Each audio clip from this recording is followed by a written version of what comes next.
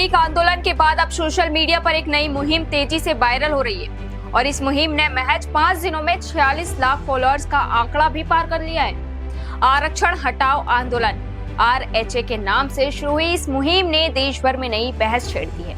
आखिर ये संगठन कौन है, इसकी मांगे क्या हैं और इस संगठन का निर्माण कैसे हुआ और ये क्या सिर्फ सोशल मीडिया तक सीमित रहेगा या आने वाले दिनों में CJP यानी कॉकरोच जनता पार्टी की तरह देश की राजनीति और नीतियों पर भी असर डाल सकता है। आइए जानते हैं पूरी कहानी। नीट परीक्षा विवाद को लेकर चले CJP यानी कॉकरोच जनता पार्टी आंदोलन के समाप्त होने के बाद अब सोशल मीडिया पर एक नया अभियान तेजी से चर्चा में है।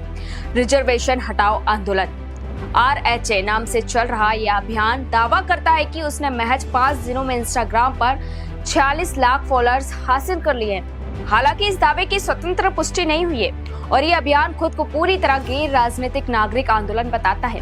संगठन का कहना है कि उसका किसी भी राजनीतिक दल से कोई संबंध नहीं और उसका उद्देश्य केवल आरक्षण व्यवस्था तथा जातिगत पहचान से जुड़े मुद्दों पर राष्ट्रीय स्तर पर बहस शुरू करना है।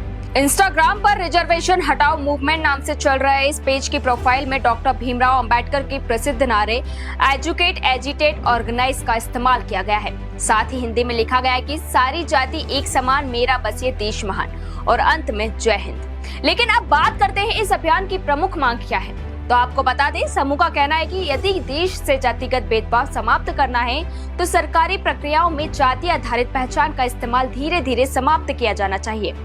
और अभियान की मांग है कि सरकारी फॉर्म, स्कूल, कॉलेज में प्रवेश, नौकरी के आवेदन और अन्य सार्वजनिक प्रक्रियाओं में जाति का उल्लेख करना अनिवार्य न हो। इसके साथ ही संगठन ने अपना दीर्घकालिक लक्ष्य one nation one identity Indian बताया है और नारा दिया है आरक्षण हटाओ, जातिवाद हटाओ। राजनीति को लेकर भी संगठन ने अपनी स्थिति स्पष्ट की कि सोशल मीडिया पर जारी एक पोस्ट में कहा गया है कि ये किसी राजनीतिक दल का अभियान नहीं है। संगठन का कहना है कि अलग अलग सरकारों से आरक्षण व्यवस्था में सुधार की उम्मीद की गई है, लेकिन उनकी अपेक्षाओं के अनुसार बदलाव नहीं हुए। इसलिए उनका फोकस किसी पार्टी पर नहीं बल्कि नीति में बदलाव की मांग पर है। इसी बीच CJP यानी कॉकरोच जनता पार्टी आंदोलन के बाद सोशल मीडिया पर अन्य अभियानों ने भी गति पकड़ी है।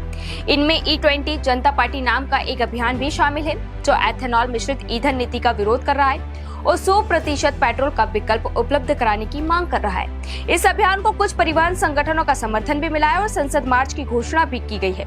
पिछले कुछ महीनों में ये साफ दिखाई दे रहा है कि सोशल मीडिया अब केवल मनोरंजन या बहस का मंच नहीं रह गया।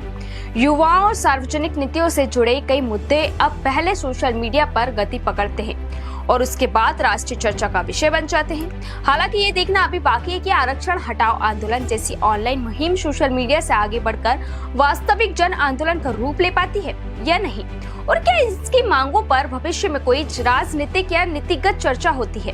लेकिन अब सबसे बड़ा सवाल आपसे है कि क्या सोशल मीडिया पर चलने वाले ऐसे अभियान लोकतांत्रिक बहस को मजबूत करते हैं या फिर इतने संवेदनशील विषयों पर व्यापक संवाद और संवैधानिक प्रक्रिया के जरिए ही बदलाव संभव है।